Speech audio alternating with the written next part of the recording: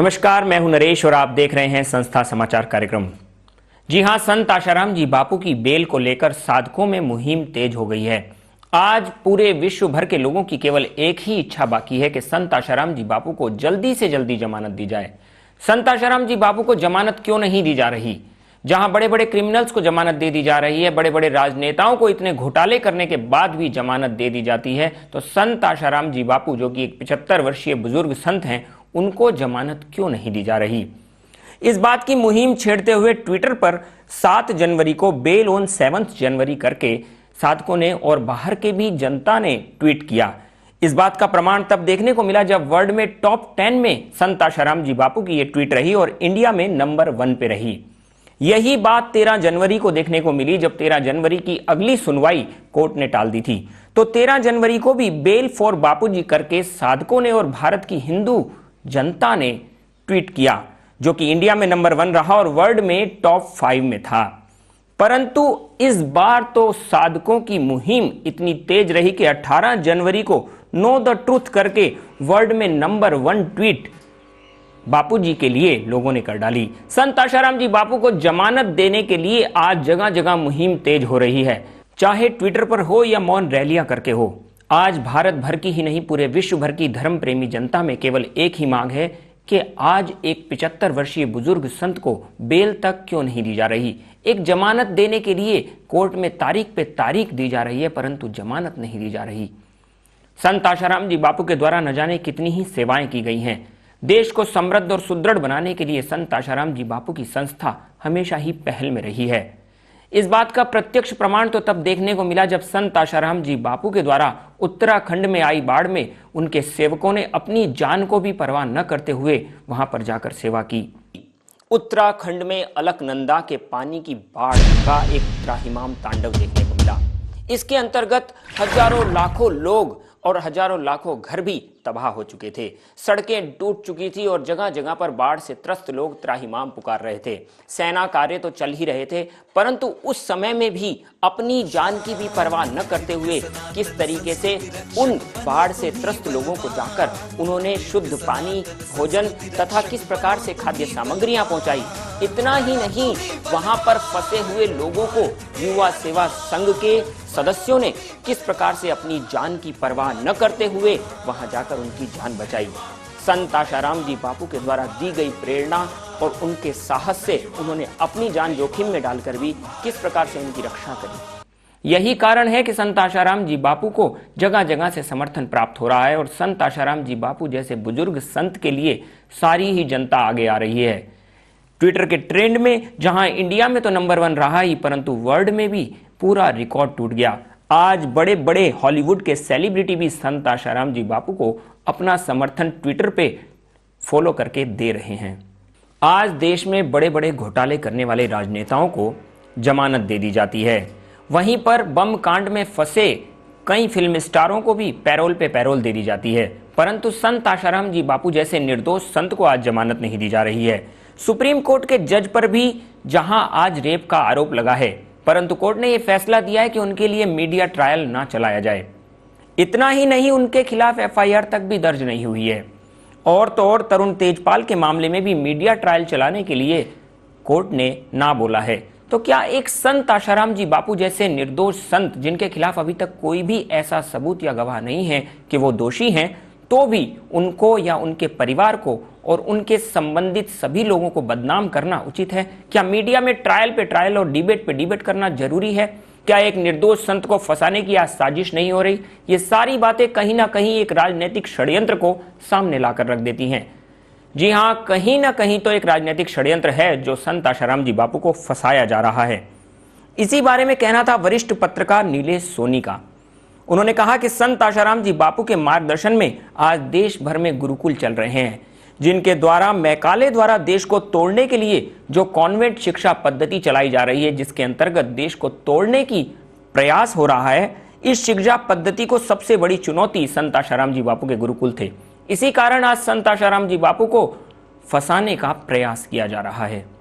जी हां, supreme court के जज और तरुण तेजपाल के मामले को देखते हुए जहां मीडिया ट्रायल पर रोक लगाई गई, परंतु संत आशाराम जी बापू के लिए भरपूर मीडिया ट्रायल पे ट्रायल चलाए गए। जबकि अभी कोई भी सबूत संत आशाराम जी बापू के खिलाफ ऐसा नहीं मिला है। उसके बावजूद भी संत आशाराम जी बापू को बदनाम किया जा रहा है। कहीं ना कहीं एक राजनीतिक षड्यंत्र तो अवश्य है। इसी बारे में धर्म रक्षा मंच अहमदाबाद में आयोजित एक संत सम्मेलन में कितने ही संतों ने संत आशाराम जी बापू को निर्दोष बताते हुए उनका पूरा समर्थन किया। जी हां, इसी मामले में वृंदावन के स्वामी श्री महामंडलेश्वर परमात्मानंद जी महाराज ने भी संत आशाराम जी बापू का समर्थन करते हुए यही बातें दोहराई। उनका कहना था कि बापू जी के खिलाफ जितना दुष्प्रचार हो रहा है उसके पीछे बहुत ही पैसा लगा हुआ है। ये राजनीतिक षड्यंत्र है जो कि आज संत आशाराम जी बापू को फंसाने के लिए किया जा रहा है। अखबारों में पहले संत लिखते थे, फिर कथावाचक आसाराम जी, लेकिन उन दुर्नीति वालों से हमारा ये मंच जो है जवाब दे चुका है। हमारे सम्माननीय श्रद्धेय चक्रपाणी जी ने उनको राष्ट्रीय अंतर्राष्ट्रीय संत और सभी ने संत कहा है। और याद रखना, आज मैं आपको रामायण सुनाने नहीं, आपको रामायण दिखाने जा रहा हूं। आपकी भावना सुदृढ़ रहे, आपकी भावना में तन मन धन आत्मा सदगुरुदेव के चरणों में कुर्बान करने की शक्ति प्राप्त हो। आज मैं वो बात बताने जा रहा हूं, जिंदगी में हमेशा याद रखना, क्योंकि मैं अहमदाबाद में पहली बार आया हूं। मैं आपसे प्रार्थना करने जा रहा हूं, मेरी माता बहन बेटी देव, तो ध्यान से सुनना। मेरे महाराज जी इतने उच्च कोटि के महापुरुष हैं, ये जितने महापुरुष बैठे हैं इनकी कथा में आज तक कोई नारी नहीं आई। क्षमा करना, दोनों हाथ ऊपर उठा के कहता हूं। ये जो बैठी है, आप कहेंगे क्या क्या नारियां नहीं है? नहीं, याद रखना, हमारे संतों की कथा में, मेरे गुरुदेव बापू आसाराम की कथा में कभी नारी नहीं आती है श्रोता बन करके। नारी तो घर में श्रृंगार प्रिय होती है, यहां नहीं आ सकती है। फिर कहेंगे आप ये कौन बैठी है? कहा नारी नहीं है, ये मां है, बेटी है, बहन है, हमारी आराध्या है। नारी नहीं है, नारी होती आकर्षण होता है। याद रखना, नारी में कोई वासना है और माता बहन बेटी में उपासना है। मेरे गुरुदेव का ये दरबार है, मैं इसको नम्र करता हूं। एक बात मेरी प्रार्थना ध्यान देना, मैं ट्रैक्टर पे बैठने जा रहा था, जहां प्रयाग मुनि जी का वो क्या नाम है सब रखा हुआ था। तो इतनी देर में पास में आ गए, ध्यान देना मैं जो बताने जा रहा हूं, पास में आ गए परमात्मानंद। आप ही है? हाँ महाराज, यहां ट्रैक्टर पे नहीं बैठेंगे, आइए मेरे पास। अपनी लंबी गाड़ी पे मुझे बिठाया, यमुना किनारे ले गए और हम भीतर जाकर के एक लंगोट पहन करके 8-10 संतों ने जल समाधि दी और मैं वापस आया। ऐसे एक लंगोट में था और भी संत थे, स्नान करके आए। मैंने प्रार्थना की, बापू जी आप इनकी कुटिया पे अधिकारी होंगे, आप स्नान तो ना करें लेकिन कम से कम जलांजलि दे दें। तो जो माता थी साथ में वो लगी मना करने, वहां कुछ पानी गंदा सा था, वो लगी मना करने। लेकिन बापू जी कितने सरल थे महाराज, ध्यान से सुना, मैं वही सुनाने जा रहा हूं। कितने सरल थे। नहीं, छाता लगा, दोपहरी थी, हटा दिया और बैठ गए। नहीं, मुझे संत कह रहा है, मुझे जो, और वहां गए घुटनों तक और वहां आधा स्नान भी किया और जलांजलि भी दी। मैं देखता रहा, मैंने कहा ये कैसे संत। फिर मुझे कहते चल परमात्मा बैठ गाड़ी। मैं कहा महाराज जी मेरे सारे वस्त्र समेत सारे वस्त्र गीले हैं। नहीं, आप बैठो। ऐसे ही उतना अमूल्य गाड़ी पे मुझे बिठाया, मेरे आश्रम में छोड़ के गए। मैंने कहा ये संत कहलाने का हकदार तो यही है और यही संत हो सकते हैं, दूसरा कौन हो सकता है। ये जगत के हित के लिए बता लेते हैं, जैसे महर्षि चक्रवर्ती जी ने बताया। लेकिन संत हैं कैसे? कहा सरल चित्त। संत बड़े सरल होते हैं। और महाराज हमारे सदगुरुदेव बापू आसाराम जैसा संत तो सरल तो है ही कोई नहीं। इतने भोले हैं, इतने सरल हैं। ध्यान से सुनना, ना तो जिंदगी भर याद रखोगे जो मैं बताने चले जा रहा हूं। मैं केवल महाराज जी की बात बताने जा रहा हूं। मेरे महाराज सरल हैं। क्या है बोलो ना, कंजूसी ना दिखाओ, 2-4 बोले। क्या है बोलो ना। हमारे गुरुदेव कैसे हैं बोलो ना। संत सरल होता है। क्या होता है बोलो ना। अरे तो सब बोलो, क्या होता है बोलो ना। सरल होता है। ये भारत के संत जो है परमात्मा का चिन्ह है। याद रखना, परिश्रमी हो तो चींटी जैसा, परोपकारी हो तो पेड़ जैसा, हितैषी हो तो हरि जैसा। याद रखना, हितैषी हो तो हरि जैसा, परोपकारी हो तो पेड़ जैसा, श्रोता हो तो परीक्षित जैसा, और वक्ता हो तो सुखदेव जैसा, योगी हो तो महादेव जैसा, और विशाल हो तो नभ जैसा, और गहरा हो तो सागर जैसा, ऊंचा हो तो हिमालय जैसा, और काला हो तो आह के तिल जैसा, गोरा हो तो बापू आसा राम जैसे दिल जैसा। ध्यान देना, इतने वो सचरित्र महापुरुष हैं। मैं उनको 35 साल से नजदीक से जानता हूं, क्षमा करना, मैं उनको अच्छी तरह जानता, मेरा पड़ोस है, मेरा रात दिन का मिलना होता है, मेरा पड़ोस है।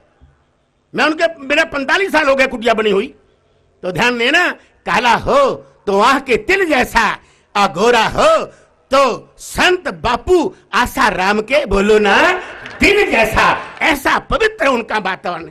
और एक बात बता दूं महाराज जी, यहां भी कहा गया था, बहुत बढ़िया कहा गया था, यशस्वी हो वशिष्ठ जैसा, तपस्वी हो विश्वामित्र जैसा, तेजस्वी हो सूर्य भगवान जैसा, याद रखना, गुरु हो वीर हनुमान जैसा, और सदगुरु हो तो आसा राम जैसा। ऐसा दुनिया में कोई नहीं। इसी बारे में विश्व हिंदू परिषद के केंद्रीय मार्गदर्शक लक्ष्मी नारायण जी का कहना था। उन्होंने कहा कि अपना देश ऋषि परंपरा का देश रहा है। ऋषि संस्कृति ने पूरे देश को उन्नत किया है। यह देश उसी का है जो ऋषि संस्कृति का सम्मान करे। और उन्होंने कहा कि ऋषि संस्कृति को यदि हमें भारत में फिर से लाना है तो संत आशाराम जी बापू को सम्मान देना ही पड़ेगा। हिंदू संतों और हिंदू संस्कृति का सम्मान करना ही ऋषि संस्कृति का सम्मान करना है। जी हाँ, इस धर्म रक्षा मंच के द्वारा आयोजित संत सम्मेलन में आश्रम की प्रवक्ता नीलम बहन दुबे भी आए हुए थे। उनका कहना था कि मैं आशाराम जी बापू से जेल में मिलने गई थी। मैंने कहा कि सभी आपको व्यासपीठ पर फिर से सत्संग करते देखना चाहते हैं। तो इस बारे में बापूजी ने बड़ी ही सरलता से क्या कहा वो भी सुनने लायक था। सुख दुख हानि लाभ को समान समझने वाले संतों पर भले ही इन दुखों का, इन परिस्थितियों का असर न हो, परंतु उनके भक्तों की पीड़ा सही नहीं जाती। भक्त लोग जगह जगह पर प्रदर्शन करते हैं, मौन रैलियां करते हैं और संत आशाराम जी बापू जैसे संतों को अपना समर्थन देते हैं। जी हाँ, प्रताड़ना तो की ही जा रही है, चाहे नारायण साईं हो या फिर संत आशाराम जी बापू। उनको आज कारावास में रखा हुआ है और अंदर दवाइयां तक पहुंचने नहीं दी जा रही। कई बार तो उनको फल और दूध भी पहुंचने में अड़चन की जाती है। तो क्या एक 75 वर्षीय बुजुर्ग संत और उनके परिवार को सताना क्या उचित है? ये बातें जनता के सामने बार बार आ रही हैं, इसीलिए जनता के मन में बार बार यही सवाल उठ रहा है। इसीलिए जोधपुर में सभी संतों ने मिलकर इस पीड़ा को जाहिर करते हुए यह ऐलान कर दिया कि 4 फरवरी तक यदि संत आशाराम जी बापू को रिहा नहीं किया जाता तो सभी संत बसंत पंचमी के दिन बसंती चोला पहनकर अपनी अपनी गिरफ्तारी देंगे। संतों के साथ साथ धर्म प्रेमी जनता ने भी इस बात का समर्थन अपनी तालियां बजाकर किया। सच के लिए आज एक क्रांति की पहल हुई है। भारत भर की जनता इस बात का समर्थन कर रही है। पूरे विश्व भर के लोगों की नजर केवल भारत पर टिकी हुई है कि भारत में ही भारतीय संस्कृति और भारतीय संतों का किस कदर अपमान किया जा रहा है। हम आपको लगातार वो खबरें देते रहेंगे जो शायद दूसरे चैनलों के माध्यम से आप तक नहीं पहुंच पा रही हैं। सच से जुड़ी वो खबरें जिनसे आपको दूर रखा गया है, जो शायद आप तक नहीं पहुंच पा रही, आपको मिलेंगी हमारे इसी मंगलमय चैनल संस्था समाचार कार्यक्रम में। मंगलमय चैनल सभी का मंगल चाहता है। इस मंगलमय चैनल से जुड़ने के लिए आपका बहुत बहुत धन्यवाद। कल फिर मिलेंगे हम आपको इसी समय सच से जुड़ी उन्हीं खबरों के साथ जो शायद आप तक नहीं पहुंची। तब तक के लिए आपसे इजाजत चाहूंगा। नमस्कार।